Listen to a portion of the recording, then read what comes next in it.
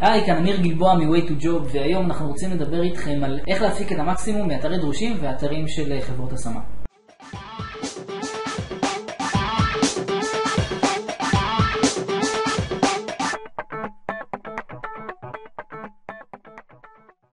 לצורך העניין הבאתי את אורנה, שהיא מנכ"לית פיקארו, כבר אנחנו מכירים, ואני אשמח לשמוע ככה מה באמת צריך לעשות כדי שהחיפוש עבודה שלנו באמצעות האתרים האלה, האתרים של חברות השמה ואתרי דרושים, יהיה יעיל וממוקד יותר.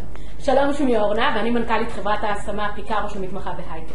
היום אני רוצה לתת לכם כמה טיפים איך לבצע את הרישום שלכם לאתרי דרושים ואתרים של חברות השמה, כדי שבאמת תוכלו להפיק מהם את המקסימום, לא רק בזבנג וגמרנו המיידי, אלא גם לאורך זמן.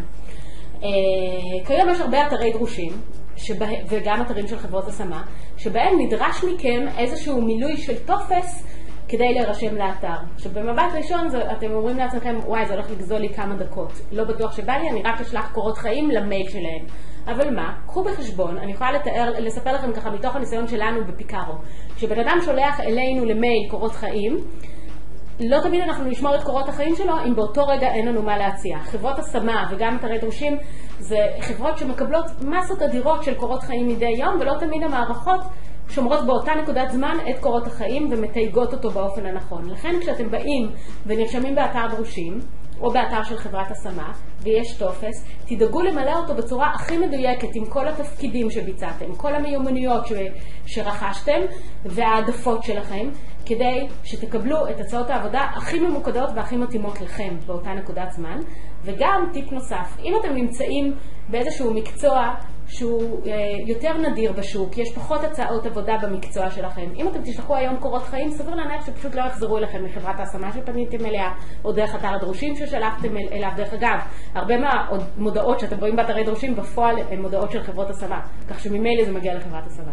להבדיל, אם אתם נרשמים לאתר של אותה חברת השמה, קורות החיים שלכם ישבו בתוך המערכת של אותה חברה.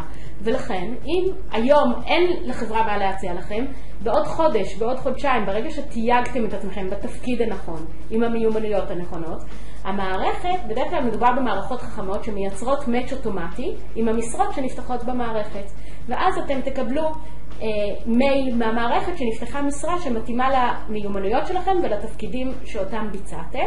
לחילופין, אצלנו לצורך העניין, אם אתם כבר קיימים אצלנו במאגר ומתויגים תחת התפקידים הנכונים כי ביצעתם רישום מלא למערכת עם מיומנויות מתאימות, בעוד חודש, חודשיים, כשתיפתח משרה שמתאימה לכם ואולי בשכר יותר גבוה ממה שאתם מרוויחים היום ולפי העדפות שהגדרתם באתר, אנחנו נוכל לפנות אליכם ולהציע לכם את אותה משרה, ואולי הצעד הבא שלכם בקריירה מחכה לכם לא היום, אלא בעוד חודש או בעוד חודשיים.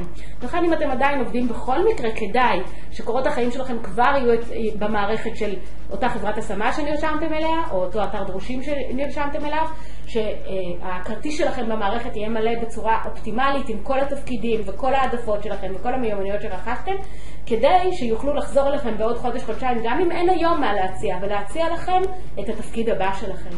זה יכול להיות לכם שווה הרבה מאוד כסף בהמשך. אז תשקיעו את הכמה דקות האלה. כאן מתחתיי מופיע הקישור להרשמה אלינו באתר. אני ממליצה לכם להיכנס לקישור הזה, להתחיל דרך ההרשמה המקוצרת שהיא הצעד הראשון בתהליך הזה, כדי שכבר קורות החיים שלכם יהיו במערכת, ומשם להתקדם להרשמה המלאה, ובא למלא את כל התפקידים שביצעתם, את כל המיומנויות שרכשתם ואת העדפות שלכם.